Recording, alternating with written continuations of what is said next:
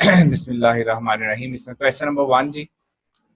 In an experiment the uncertainty जो है value जो है यहाँ पर आपको रजिस्टर में दी हुई है 2%, और ऑन पोटेंशियल डिफरेंस में जो है वो दी हुई है 1% पोटेंशियल डिफरेंस में।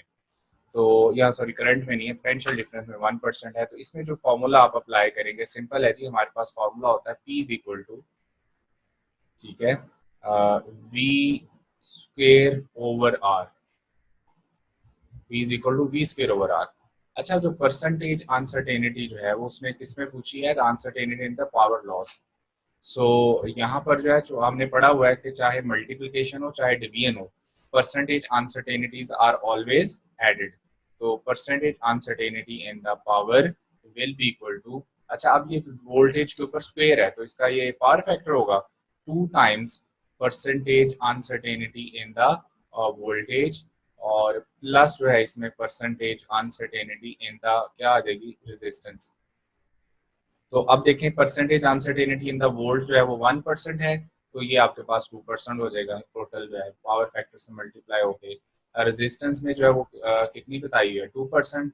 तो 2% प्लस 2% जो है वो किसके इक्वल हो जाएगा, 4% के इक्वल हो जाएगा। तो इसमें आंसर जो आपका है वो कौन सा बनता है, 4%, यानी 4 ही आंसर बनेगा। ठीक है जी। तो ये पावर रूल जो है ये आपने अच्छे से सीखे हुए हैं। पर अनसर्टेनिटी, जो फाइनल अनसर्टेनिटी इन द जो है वो assessment of total uncertainty in the final measurement के नाम से टॉपिक है आपकी बुक में। सो इससे क्वेश्चन आने के मैक्सिमम चांसेस होंगे, इनको आपने जरूर रिवाइज करना है अच्छे से। नेक्स्ट जो है जी, इसमें क्वेश्चन नंबर 2, ये भी अनसर्टेनिटी का रूल है और इसमें आपने सीखा होगा कि चाहे मल्टीप्लिकेशन हो, सॉरी चाहे एडिशन हो या सब्ट्रैक्शन हो, अनसर्टेनिटीज ऑलवेज एडेड। अनसर्टेनिटी में बढ़ना है, कम नहीं होना। तो इसके साथ जो एसोसिएट अनसर्टेनिटी है वो 0.1 प्लस एंड माइनस 0.1 है। x2 के साथ जो एसोसिएट अनसर्टेनिटी है वो प्लस एंड माइनस 0.1 है। तो टोटल 0.1 प्लस 0.1 क्या हो जाएगा, 0.2। और चाहे आप इनको ऐड कर रहे हो चाहे सब्ट्रैक्ट कर रहे हो, अनसर्टेनिटी ने ऐड होना है, इसलिए आंसर आपका जो है वो कौन सा बनेगा, बीटा आंसर बनेगा। अनसर्टेनिटीज याद रखना है ऑलवेज एडेड, चाहे आपका एडिशन हो रही है चाहे सब्ट्रैक्शन हो रही है, अनसर्टेनिटी में ऐड होना होता है। नेक्स्ट क्वेश्चन नंबर 3 जो है, इसमें जो हाईएस्ट पॉइंट के ऊपर जो है उसने पूछा हुआ काइनेटिक एनर्जी, और it's a very important question also, और पेपर पॉइंट ऑफ व्यू से ज़ाहिर है जो आपके पास टॉपिक है प्रोजेक्टाइल मोशन, इसमें से न्यूमेरिकल आने के चांसेस जो है वो मैक्सिमम होंगे। इसने पूछा कि ये बताएं कि अगर उसको 45 के एंगल पे आपने थ्रो किया है तो maximum kinetic energy at the highest point क्या हो जाएगी। हमें पता है हाईएस्ट पॉइंट के ऊपर जो है वो वेलोसिटी का एक ही कंपोनेंट वहां पे होता है, कौन सा, हॉरिजॉन्टल कंपोनेंट। वर्टिकल कंपोनेंट तो जीरो हो जाता है। इसका मतलब ये हुआ कि अगर काइनेटिक एनर्जी को हम कहें वी एक्स एम 1/2 mv², तो kinetic energy eight maximum height जो है वो आपके पास 1/2 mv(x) का होल स्क्वायर होगी, क्योंकि एक ही कंपोनेंट होता है ना। कौन सा, horizontal component at the maximum height. तो वी एक्स जो है वो किसके इक्वल होता है, वी कॉस थीटा के। सो वी एक्स अगर हम वी आई कॉस थीटा यानी इनिशियल वेलोसिटी को कॉस थीटा पुट कर दें या V I cos theta put कर दें, तो kinetic energy at the point of maximum height जो है वो आपके पास क्या हो जाएगी, 1/2 mv² कॉस स्क्वायर थीटा। अच्छा अब ये देखो कि ये 1/2 mv², ये तो ओरिजिनल काइनेटिक या इनिशियल काइनेटिक एनर्जी को रिप्रेजेंट कर रही थी, तो इसकी जगह आप ई लिख लो। अब रह गया आपके पास फैक्टर यहाँ पे कॉस ऑफ थीटा। अब एंगल आपको कितना बताया हुआ, 45। तो at the height of, at the maximum height जो है काइनेटिक एनर्जी क्या हो जाएगी, कॉस स्क्वायर, और साथ जो है वो 45 है, कॉस 45 कितना होता है, 1/√2। तो 1/√2 का आप स्क्वायर लेंगे तो वो कितना आएगा, 1/2 रह जाएगा। तो वो ई बाय जो है वो 2 जो है वो इसका आंसर आ जाएगा। इसका आंसर कौन सा बनता है, 4वीं। तो फॉर्मूला याद रखना है, eight the point of maximum height जो है वो अगर काइनेटिक एनर्जी फाइंड करनी हो, फॉर्मूला क्या होता है, 1/2 mv² कॉस स्क्वायर थीटा। और अगर आपने eight the point of maximum height जो है उसकी पोटेंशियल एनर्जी फाइंड करनी हो, तो उसका फॉर्मूला होता है 1/2 mv² साइन स्क्वायर थीटा। उसमें साइन आता है, इसमें कॉस आता है। तो अगर आप 45 के एंगल पे उसको थ्रो कर रहे हो, तो eight the point of maximum height जो है काइनेटिक एनर्जी और पोटेंशियल एनर्जी की जो वैल्यूज हैं वो क्या होंगी, सेम होंगी। ठीक है जी, उसके रेशो 1:1 आएगी। सो ये भी क्वेश्चन बन सकता है। फिर से सुन लें, काइनेटिक एनर्जी अगर पूछी है तो 1/2 mv² cos स्क्वायर थीटा होती है। अगर पोटेंशियल एनर्जी पूछी जाए तो 1/2 mv² sin स्क्वायर थीटा होती है। Next question number 4 is so easy. इसमें उसने कहा जी कि आपने ना बताना ये है, cricket player catches a ball, ball का मैच गिवन है, वेलोसिटी गिवन है, टाइम गिवन है, फोर्स फाइंड करनी है आपको। तो फॉर्मूला हमारे पास है rate of change of momentum यानी m delta v over delta t। Math आपको बताया हुआ, मैथ कितना बताया हुआ 0.2 यहाँ पर। तो मैथ है आपके पास ये 0.2, सॉरी यहाँ पर 0.2 पुट करना था। 0.2 मल्टीप्लाई बाय 10 डिवाइडेड बाय 0.1, तो आपका आंसर तो 0.1 जो है वो क्या होता है 1/10 हो जाएगा ना, 10 ऊपर जाकर मल्टीप्लाई हो जाएगा। आपके पास जो आंसर बनेगा यहाँ पर वो 20 न्यूटन बनेगा। सो इसमें आंसर जो आपका बनना है वो चार्ली यानी 20 न्यूटन आंसर बनेगा। नेक्स्ट है जी इसमें क्वेश्चन नंबर 5, और इसमें कह रहा है कि व्हेन वी किक का स्टोन, तो हम हर्ट क्यों होते हैं? हर्ट हम होते हैं रिएक्शन की वजह से। देखो फॉर्मूला जो है वो हमारे पास F इज इक्वल टू जो है वो है delta P over T, rate of change of momentum. ये इम्पल्स का बेसिकली कॉन्सेप्ट है।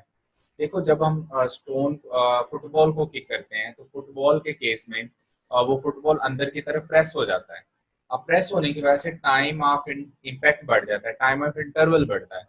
अगर टाइम ऑफ इंटरवल बढ़ जाएगा तो फोर्स कम हो जाएगी। लेकिन स्टोन के केस में जो है वो टाइम ऑफ इम्पैक्ट कम होता है, क्योंकि वो हार्ड होता है उसलिए अंदर की तरफ प्रेस नहीं होगा, तो टाइम ऑफ रिएक्शन कम हो जाएगा। अब अगर टाइम ऑफ इम्पैक्ट कम होगा तो ज़ाहिर है फोर्स ज़्यादा हो जाएगी, तो उतनी ही अगर आप फोर्स से अगर फुटबॉल को हिट कर रहे हो तो चोट कम लगेगी। लेकिन अगर आप उतनी ही फोर्स से जो रॉक को हिट करते हो तो उसका रिएक्शन ज़्यादा आएगा, तो एज ए रिजल्ट जो है वो आपको जो है वो चोट लग सकती है। तो ये बेसिकली क्या होता है, एज ए रिएक्शन की वजह से होता है। तो it is basically from the concept of impulse. तो इम्पल्सिव फोर्स जो है वो लार्जर पैदा होगी, क्यों? क्योंकि टाइम ऑफ इम्पैक्ट कम है। यही वजह है कि विकेट कीपर जो है अपने हाथों को रिट्रेस करते हैं, पीछे की तरफ लेके जाते हैं ताकि टाइम ऑफ इम्पैक्ट बढ़ जाए और चोट कम लगे, वो इजीली बॉल को कलेक्ट कर लें। नेक्स्ट क्वेश्चन जी क्वेश्चन नंबर 6 जो है इसमें कहता है बॉडी ऑफ 4 न्यूटन रेज। ये भी सिंपल क्वेश्चन है। इसमें देखें ना, हमें पोटेंशियल एनर्जी का फॉर्मूला होता है हमारे पास एम जी और एच, ठीक है जी, एम जी एच। तो एम जी जो है हम किसको बोल रहे होते हैं, वेट को। तो यहाँ उन्होंने मैथ की बजाय हमें डायरेक्ट उसका वेट यानी लोड दे दिया है। तो एम जी की जगह जो है वो हम क्या पुट करेंगे 4, क्योंकि 4 न्यूटन है, ये मैथ नहीं है। तो मल्टीप्लाई बाय जो है वो हाइट, जो है वो हाइट कितनी हमें बताइए 1 मीटर। तो 1 से मल्टीप्लाई करेंगे 4 ही आंसर आ जाएगा। अब कुछ बच्चे जो है वो जल्दी में इमोशनल होकर यहाँ पर मैथ्स की जगह 4 पुट कर देते हैं, जी को 10 पुट कर देते हैं, तो उसका आंसर जो है वो फिर चेंज हो जाता है, या 9.8 पुट करके वो 490 की तरफ चले जाते हैं। ऐसा नहीं करना, आपने गौर से देखे फिर देखें ये जो 4 न्यूटन, न्यूटन जहाँ भी आता है यूनिट, इसका मतलब वो फोर्स को रिप्रेजेंट कर रहा है। तो यहाँ पर जो फोर्स है वो वेट की फोर्स ही होगी ना जी, तो इसलिए आंसर आपका अल्फा बनेगा। नेक्स्ट में जो for freely falling body the presence of air friction formula पूछा हुआ है। So loss in potential energy जब डाउनवर्ड आ रही होगी बॉडी, इसके इक्वल होगा gain in kinetic energy plus work done against the friction. तो इसमें आंसर आपका बीटा बनेगा। नेक्स्ट पार्ट 1 में चैप्टर नंबर 5 में मैंने ये आपको बड़ी डिटेल के साथ करवाया था। जो हमारे पास जो आवर्स हैंड है, मिनट्स हैंड है, सेकंड हैंड्स की एंगुलर स्पीड, तो इसने यहाँ रेशो ली हुई है। अच्छा, रेशो में एक चीज याद रखनी है, जब भी दो क्वांटिटीज की रेशो लेने के लिए कहा जाए उनके यूनिट सेम होने चाहिए। यूनिट सेम होंगे तो रेशो लें आप, अदरवाइज रेशो नहीं बनेगी। जैसे देखो फॉर मिनट्स हैंड अगर हम बात करें तो एंगुलर स्पीड 2 पाई, तो डिवाइडेड बाय जो है 60 मिनट में उसने अपना चक्कर कंप्लीट करना है ना, डिवाइडेड बाय 60, तो आपका आंसर बना पाई/30 रेडियन पर मिनट। अब मैं इसका भी आंसर रेडियन पर मिनट में ही निकालूंगा, तो फिर हम इसकी रेशो ले सकते हैं। देखो 2 पाई, अब आवर्स हैंड ने कितने टाइम में टोटल चक्कर लगाना होता है 12 आवर्स में, तो 2 पाई/12। अब 12 को 60 से क्यों मल्टीप्लाई किया, चूंकि 1 आवर में 60 मिनट्स होते हैं। तो अब ये हमारे पास जो है वो पाई बाय जो है वो 12 × 30 जो है ये आ गया रेडियन पर मिनट। तो ये वाला जो यूनिट है इसका इसका यूनिट भी जो है वो यहाँ पर क्या बन रहा है, रेडियन पर मिनट। तो याद रखना है कि जो यूनिट्स हैं वो सेम होने चाहिए जब आपने रेशो लेनी है। तो रेशो लेने के लिए यूनिट सेम होने चाहिए। तो यहाँ पर देखें अब यूनिट्स होके दोनों के सेम है। ये पाई बाय 30 है, ये पाई बाय 12 इंटू 30 है। पाई बाय 30 से कैंसिल आउट हो जाएगा, तो आपका आंसर जो बचेगा वो 12:1 बचेगा। तो इसका मतलब आंसर आपका यहाँ पर चार्ली यानी 12:1 बनना है। नेक्स्ट क्वेश्चन जी, क्वेश्चन नंबर 9 जो है इसमें फाइटर प्लेन जो है वो एट द हाइट। अच्छा, इसमें ही आपकी बुक का क्वेश्चन भी है, अगर आप देखें तो न्यूमेरिकल है आपकी बुक का, जिसमें 1 किलोमीटर हमें रेडियस भी बताया हुआ उसका। सो ये जो है वो हाईएस्ट पॉइंट के ऊपर जो है वो एरोप्लेन को जो रिक्वायर्ड सेंट्रीपिटल एक्सेलरेशन होगा वो कौन प्रोवाइड प्रोवाइड करेगा? अर्थ की ग्रेविटी। तो v square is equal to over r is equal to g, यहाँ से v is equal to under root g r. तो आंसर यहाँ पर आपका कौन सा बनेगा? चार्ली। नेक्स्ट क्वेश्चन नंबर है 10 और इसमें जस्ट फॉर्मूला पूछा हुआ। हमें सिंपल पता है कि एक्सेलरेशन जो है डायरेक्टली प्रोपोर्शनल टू क्या होता है? Acceleration directly proportional to minus x के। Acceleration directly proportional to minus x के। सो इसका मतलब ये है कि आपका जो एक्सेलरेशन है, जो कि कहते हैं which of the between acceleration distance for body executing simple harmonic motion. तो इसमें जो है वो आंसर आपका जो है वो ये बीटा बनेगा। क्यों? क्योंकि इसके साथ माइनस साइन है, तो नेगेटिव के साथ स्लोप के साथ आंसर आना चाहिए, पॉजिटिव स्लोप के साथ आंसर नहीं आना चाहिए। आंसर आपका जो है यहाँ पे बीटा बनेगा, चूंकि इसके साथ माइनस एक्स है। तो होगा तो ये स्ट्रेट लाइन ही, लेकिन विद नेगेटिव स्लोप आपका आंसर आना चाहिए। तो आंसर आपका जो है यहाँ का कौन सा बनेगा? बीटा। वैसे तो हमें पता है, हमने आपको मैंने ना सारे कर्व बनवाए थे। आप body executing simple harmonic motion, उसमें एक्सेलरेशन का टाइम के साथ, एक्सेलरेशन का डिस्प्लेसमेंट के साथ, वेलोसिटी का टाइम के साथ भी, डिस्प्लेसमेंट के साथ भी, एक्सेलरेशन का टाइम के साथ भी और डिस्प्लेसमेंट के साथ भी। तो इंस्टेंटेनियस डिस्प्लेसमेंट का एज ए साइन कर्व होता है, वो सारे एक दफा ना रिवाइज कर लीजिएगा, उनमें से कोई भी यहाँ पर आपको पेपर में आ सकता है। नेक्स्ट जो है जी इसमें क्वेश्चन नंबर 11। ये सिंपल है जी। एक्स हमें जो फॉर्मूला है हमारे पास क्या है? v is equal to X not omega.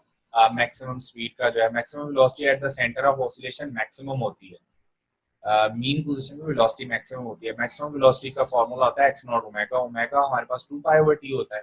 X not हमें कितना बताया हुआ? 0.2। और 2 पाई ओवर टाइम पीरियड कितना बताया हुआ? 0.01।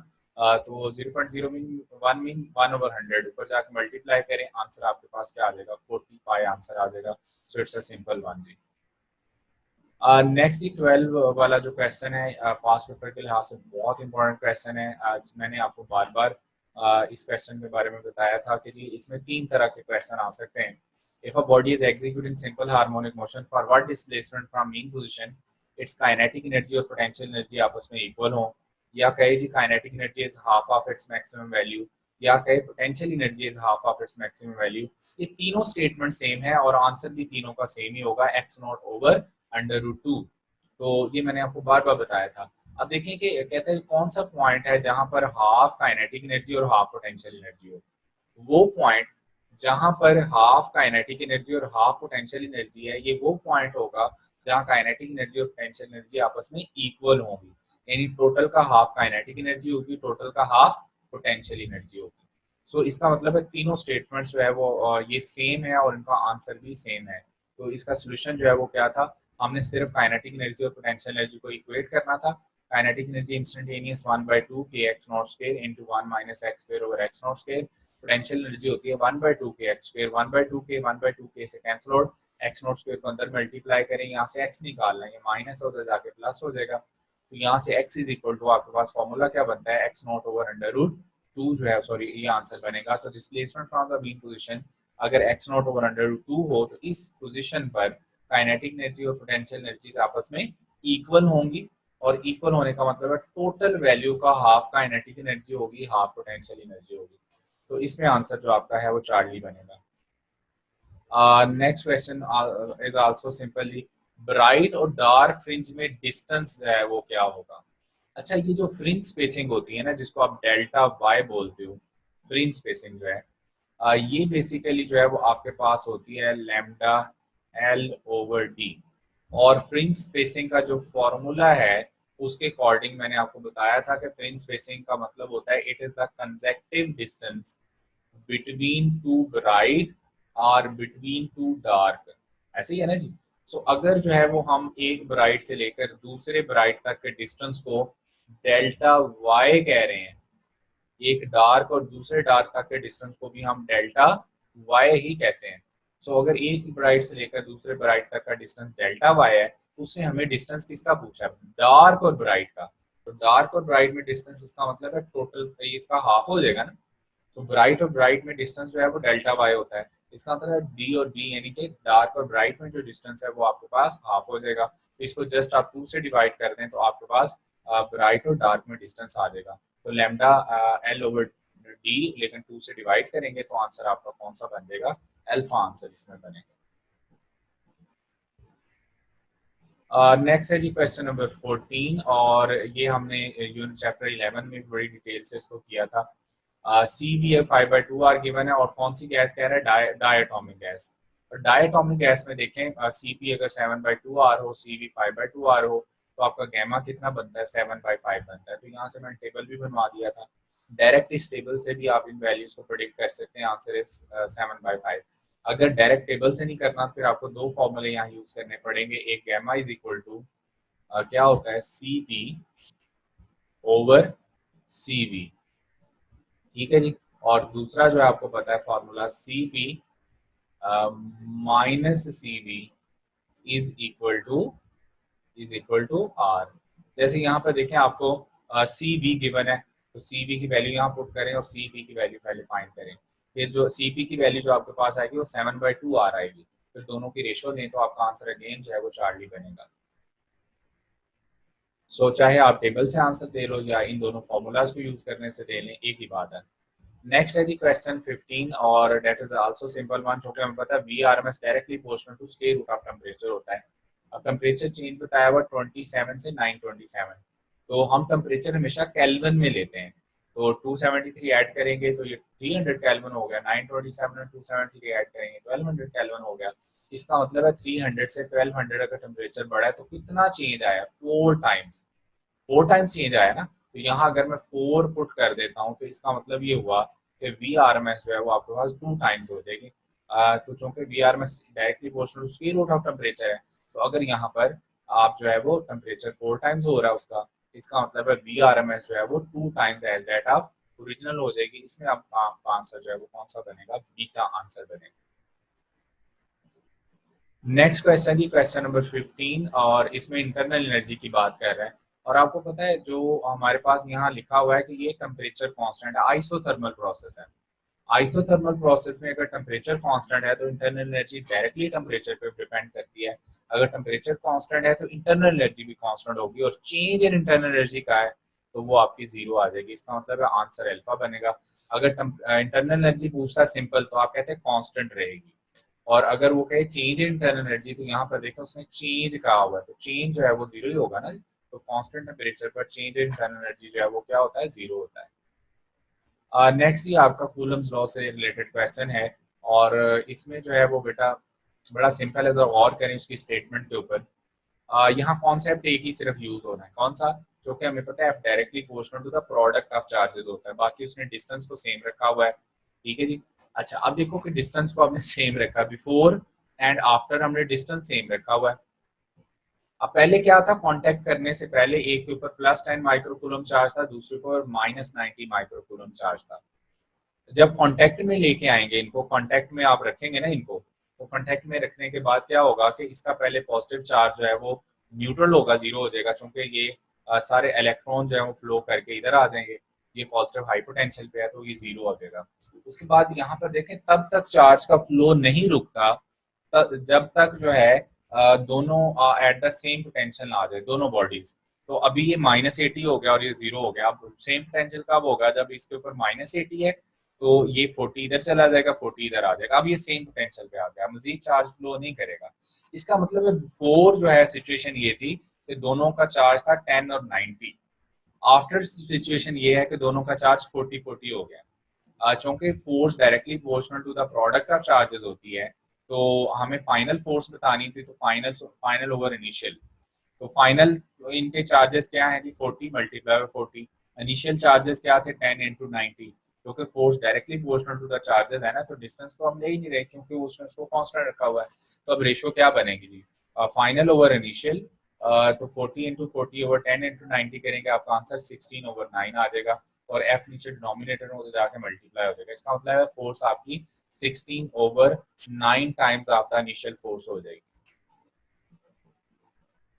नेक्स्ट क्वेश्चन नंबर 18, और इसमें हमें सिर्फ इलेक्ट्रिक पोटेंशियल बताना है। फॉर्मूला होता है के क्यू ओवर आर, के इज 9 इंटू 10⁻⁹ और चार्ज 2 इंटू 10⁻�6 है। हाँ, यूनिट जो है वो सेंटीमीटर में लेंथ का, तो उसको मीटर में कन्वर्ट करना ना भूलिएगा। 4 इंटू 10⁻², आपका आंसर जो है वो कौन सा बन रहा है, अल्फा। 19 जो है वो वी ऑलरेडी नोड है। जब भी आपसे पूछा जाए कि एनर्जी पर यूनिट वॉल्यूम, जिसको एनर्जी डेंसिटी भी कहते हैं, वो आपके पास क्या होती है, 1/2 स्ट्रेस इनटू स्ट्रेन। जो फॉर्मूला है 1/2 लोड इनटू एक्सटेंशन, वो एनर्जी स्टोर का है, वर्क डन का है, और 1/2 स्ट्रेस इनटू स्ट्रेन जो है वो किसका है, एनर्जी पर यूनिट वॉल्यूम। इसका मतलब है अगर हम स्लोप ऑफ फोर्स और into load into extension graph जो होता है, उसका अगर हम स्लोप ले लें, ठीक है, या एरिया कैलकुलेट कर लें, ये हमारे पास अगर लोड और एक्सटेंशन कर्व है, आप इसका एरिया अंडर द कर्व अगर जो है वो फाइंड करते हो, तो वो आपको किसकी वैल्यू देगा, वो आपको वर्क डन की वैल्यू देगा। लेकिन अगर आपके पास जो है वो कर्व है स्ट्रेस और स्ट्रेन का, स्ट्रेस और स्ट्रेन का कर्व है, और उसका आप एरिया अंडर द कर्व जो है वो फाइंड करें, तो आपके पास जो है वो वर्क डन नहीं आएगा, बल्कि work done per unit volume आएगा, यानी एनर्जी पर यूनिट वॉल्यूम। तो इसका आंसर क्या है जी, डेल्टा। तो ये एडिशनल इन्फॉर्मेशन आपको बताइए, इसको भी आपने याद रखना है। नेक्स्ट जो है जी 20 वाला, in half wave rectifier current flow through load for 1/2 of the input cycle. क्योंकि जो डायोड है वो नेगेटिव करंट को क्या कर देता है, ब्लॉक कर देता है, क्योंकि उसके लिए वो रिवर्स बायस होता है, तो पॉजिटिव करंट को वो फ्लो करने देता है। इसका मतलब है 1/2 ऑफ द इनपुट साइकिल के लिए वो जो है उसको पास होने देगा, लेकिन जो है वो जो आपका नेगेटिव हाफ है उसको क्या कर देगा, ब्लॉक कर देगा। ठीक है जी। तो 1/2 ऑफ द इनपुट साइकिल के लिए वो क्या रहेगा, फॉरवर्ड बाइस रहेगा। चाहे वो करंट पॉजिटिव और नेगेटिव हो, 1/2 के लिए हमने जो कि देखे ना, उसकी जो डायोड है उसकी ओरिएंटेशन भी चेंज हो सकती है, तो इसलिए जो है वो यहाँ पर आंसर चार्ली बनेगा, 1/2 of the input cycle. In operation amplifier resistance जो है ये सिर्फ इंफॉर्मेशन बेस्ड क्वेश्चन है। जो इन्वर्टिंग और नॉन इन्वर्टिंग टर्मिनल के दरमियान रेजिस्टेंस होती है, that is very high of the order of several mega ohm, charlie answer है। 20 सेकंड जी। Inverse of photo electric effect क्या होता है, X rays production. X rays production is the reverse process of photo electric effect. ये भी basic information का question है, beta answer बनेगा इसमें। Question number 23, it's very important question है एंड कॉन्सेप्चुअल भी है थोड़ा। इसमें एक शॉर्टकट है, और वो शॉर्टकट आपने नहीं भूलना। शॉर्टकट क्या है कि देखें कि ये वाला शॉर्टकट है जो आपने याद रखना है, और ये आपको एक्सरेज के क्वेश्चन में भी काम आएगा। क्या कि जी जो आपके पास ये कांस्टेंट है ना, एच सी ओवर ई जो है, अगर ये तीनों कांस्टेंट है, H is Planck's constant, C is speed of light, E is charge on one electron, इसका आंसर आता है 1240010⁻⁻10 मीटर। अगर आप इसको कैलकुलेट करके देखें तो आंसर ये आएगा। तो ये आपने टर्म याद रखनी है ताकि कैलकुलेशन आपके लिए आसान हो जाए। तो अब देखें हमारे पास होता है formula H, kinetic energy maximum is equal to H F minus five. अब एच एफ जो है इसको एच सी ओवर लैम्डा लिख सकते हैं, लेकिन अगर मैं यहाँ ये वाली वैल्यूज डायरेक्ट पुट कर दूं ना, मैं मतलब लैम्डा की वैल्यू पुट कर दूं, एच की वैल्यू और सी की, तो मेरे लिए कैलकुलेशन बड़ी टफ हो जाएगी। और दूसरी बात, मुझे ना यहाँ वर्क फंक्शन इलेक्ट्रॉन वोल्ट में गिवन है, तो ये एक हिंट था कि मैं इसको भी इलेक्ट्रॉन वोल्ट में कन्वर्ट कर लूँ। तो इलेक्ट्रॉन वोल्ट में कन्वर्ट करने के लिए आप इसको ई से मल्टीप्लाई करेंगे और ई से डिवाइड करेंगे। जब ई से डिवाइड जो करेंगे उसका ये वाली वैल्यू जो है वो तो बन गई आपके पास 1240010⁻⁻10। ये एक इलेक्ट्रॉन अलहदा रहने दे तो आपका वो इलेक्ट्रॉन वोल्ट बन गया। अब जूल से ये इलेक्ट्रॉन वोल्ट में डायरेक्ट कन्वर्ट हो गया क्योंकि मैंने उसको ई से डिवाइड कर दिया।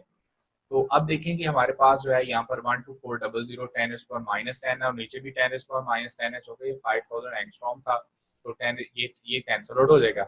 अब 12400 को हमने 5000 से डिवाइड करना है, डिवाइड करेंगे तो 2.48 आंसर डायरेक्ट आ जाएगा, और -2 इलेक्ट्रॉन वोल्ट, जो आंसर आपका 0.48 इलेक्ट्रॉन वोल्ट आ जाएगा। तो याद रखना है, जब भी हमें दो चीज़ों की रेशो लेनी है, यूनिट सेम होना चाहिए। जब हमने दो चीज़ों को सब्ट्रैक्ट करना है या ऐड करना है, यूनिट सेम होना चाहिए। अब ये अगर जूल में आ रहा है, ये इलेक्ट्रॉन वोल्ट में है, तो जाहिर है आप डिफरेंस नहीं ले सकते। इसलिए मैंने इसको पहले ही इलेक्ट्रॉन वोल्ट में कन्वर्ट कर लिया और उसके लिए मैंने ई से डिवाइड कर लिया, ई से मल्टीप्लाई कर लिया, तो आपका आंसर सिंपली जो है वो यहाँ पर इसको डिवाइड करने से इजीली आ जाएगा विद और एनी कैलकुलेटर। तो ये वाला आपने याद रखना है कि ई एच सी ओवर ई जो है वो किसके इक्वल होता है 1240010⁻⁻10 मीटर। नेक्स्ट क्वेश्चन नंबर 24 जो है thermistor. Thermistor heat sensitive resistor होता है और कहता है टेम्परेचर फर्नेस जो है इसमें अगर पॉजिटिव टेम्परेचर कोफिशिएंट हो, अगर पॉजिटिव टेम्परेचर कोफिशिएंट है तो फिर जो है वो टेम्परेचर बढ़ने से ज़ाहिर है जो रेजिस्टेंस बढ़ेगी, ठीक है। और अगर टेम्परेचर कोफिशिएंट नेगेटिव हो तो रेजिस्टेंस बढ़ने से जो है वो सॉरी टेम्परेचर बढ़ने से रेजिस्टेंस कम होगी, क्योंकि यहाँ पॉजिटिव का हुआ है इसलिए आंसर आपका चार्ली हो जाएगा यहाँ। नेक्स्ट जी क्वेश्चन नंबर 25 और कांस्टेंट है जी, इसमें सिंपल है, कांस्टेंट करंट ऑफ 1 एम्पीयर, तो Q is equal to I multiply by T वाला फार्मूला, तो 5 × 1 जो है आपका 5 कूलम आंसर आ जाना है। Simple answer is alpha. Next ये वाला क्वेश्चन भी बड़ा इंपॉर्टेंट है, तो आप पेपर्स के लिए आपके लिए अक्सर वेवलेंथ की वैल्यू कैलकुलेट करना आती है, यहाँ पर मिनिमम टू मैक्सिमम वेवलेंथ भी कैलकुलेट करना आपको सिखाई हुई है मैंने। 1/λ is equal to Rydberg constant into 1/p square minus 1/n square.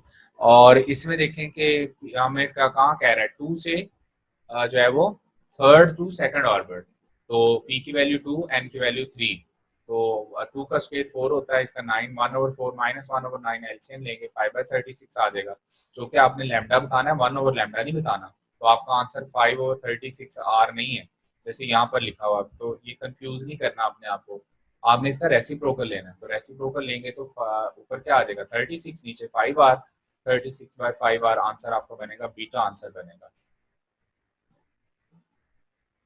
Next question number 27 और इसमें आपने जस्ट बताना था इक्वेशन बैलेंस करनी है, तो बड़ा सिंपल है, देखो जी रिएक्टेंट और प्रोडक्ट आफ्टर जो है ना रिएक्शन सेम होने चाहिए, उनका मैस सेम होना चाहिए according to law of conservation of mass. तो 5 + 2 7, अगर देखें तो 5 + 2 7, तो यहाँ 7 आ गया, चार्ज नंबर 7। 10 + 4 जो है वो कितना होता है 14, लेकिन यहाँ कितना है 13, इसका मतलब है यहाँ पर वो पार्टिकल है जिसका मैस नंबर 1 है लेकिन उसके ऊपर चार्ज नंबर 0 है, तो इसका मतलब वो क्या हो सकता है जी, वो न्यूट्रॉन ही हो सकता है। आंसर कौन सा आपका बन जाएगा, beta. Next last time last discussion में मैंने आपको कहा था एक टेबल याद करने को जो कि हाफ लाइफ से रिलेटेड है, that will make every question of half life very easy. So यहाँ पर मैं डायरेक्टली सॉल्व कर रहा हूँ। 16 ग्राम टोटल अमाउंट है, 1 ग्राम लेफ्ट अमाउंट है, तो इसका मतलब 1/1 16, तो 1/16 को हम 1/2⁴ लिख सकते हैं। आप फॉर्मूले से कंपेयर करें जो कि अनडिकेट का फॉर्मूला था, 1/2 उसमें n होता है ना, 1/2 का मतलब यहाँ से 4, हमें पता चल गया कितनी नंबर ऑफ हाफ लाइफ गुजर चुकी हैं 4, तो 16 ग्राम अमाउंट जो है वो 1 ग्राम रह जाएगी आफ्टर 4 हाफ लाइफ। इसका मतलब है टोटल टाइम इसने आपसे पूछा हुआ है कि आफ्टर विल बी डिकेड, तो what time it will take, मतलब टोटल टाइम पूछा, तो total time will be equal to half life multiply by number of half life. Half life is 140 × 4, 540 आपका आंसर आ जाएगा, 540 to 560 आई थिंक बनता है, हाँ जी 560 बनेगा, 560 जो है वो यहाँ आंसर बनेगा, यानी आपका आंसर चार्ली बन जाएगा। नेक्स्ट जो है जी इसमें क्वेश्चन नंबर है जी 29 और gamma radiation are emitted due to the de excitation of nucleus. Radioactivity is purely a nuclear phenomena, so इसका मतलब है जो गैमा रेडिएशन भी है वो भी न्यूक्लियस से ही बाहर आती हैं, तो डी जब न्यूक्लियस एक्साइटेड स्टेट में होता है ग्राउंड स्टेट में वापस आता है तो हाई एनर्जी रेडिएशन एमिट करता है जो कि गैमा रेडिएशन होती हैं। एंड द लास्ट क्वेश्चन जो है that is also simple one जी, इसमें आपसे कहा उसने कि आपने फॉर्मेशन बतानी है de Broglie wavelength. De Broglie wavelength जो है ना याद रखें फॉर्मूला है H/P, P हम कह रहे हैं मोमेंटम को, तो काइनेटिक एनर्जी आपने पढ़ी हुई है 1/2p² डिवाइडेड बाय m, तो यहाँ से मोमेंटम किसके इक्वल हो जाएगा 2 × m × काइनेटिक एनर्जी का स्क्वायर रूट, यहाँ से मोमेंटम अगर हम निकाल लो तो यहाँ जिस मोमेंटम की वैल्यू पुट कर दें आपके पास फॉर्मूला बन जाएगा, तो यहाँ पर जो है एनर्जी के साथ जो एसोसिएटेड फार्मूला है वो आपको कौन सा बनता है, चार्ली आंसर बनेगा। ठीक है जी, आई होप सो के आपके मार्क्स अच्छे आए होंगे। It will give you confidence. अल्लाह ताला जो है वो आप लोगों को कामयाबी दे आने वाले अपकमिंग टेस्ट में। और कोशिश करें कि आज के जो अभी जितने नंबर ऑफ डेज लेफ्ट रह गए आपने जो है वो शॉर्ट लिस्टिंग करें नोट्स की, उसमें फॉर्मूलाज जो है उनका पेज बनाएं, उसमें जो कॉन्सेप्ट्स हैं उनका पेज बनाएं, और जितना जल्दी हो सकता है शॉर्ट लिस्टिंग करें सारे चैप्टर की। पार्ट 1 की चाहे आप सेपरेट कर लें, पार्ट 2 की सेपरेट कर लें। शॉर्ट लिस्टिंग में क्या होता है कि जैसे हर चैप्टर के जो है इंपॉर्टेंट फार्मूलाज हैं, जैसे मैंने अभी कहा ग्राफ वाले क्वेश्चन सिंपल हार्मोनिक मोशन से रिलेटेड इंपॉर्टेंट है, ग्राफ्स का एक अलहदा से जो है वो पेज बना लें। इस तरह से शॉर्ट लिस्टिंग करें, हर सब्जेक्ट के लिए शॉर्ट लिस्टिंग करेंगे तो आपके लिए आसान हो जाएगा और उसकी प्रिपरेशन भी आपकी परफेक्ट हो जाएगी। और जब ज़रूरत किसी फॉर्मूले की पड़ेगी तो आप फ़ौरन आपको वो जहन में आएगा, जो कि आपने उसकी शॉर्ट लिस्टिंग की हुई है, उसकी एक सीक्वेंस बनाई हुई है। तो अल्लाह ताला जो है जी आपको कामयाबी दे। इंशाल्लाह जो है दोबारा मुलाकात होगी नेक्स्ट एफएलपी में। मुझे इजाज़त दें बेटा, अल्लाह हाफ़िज़।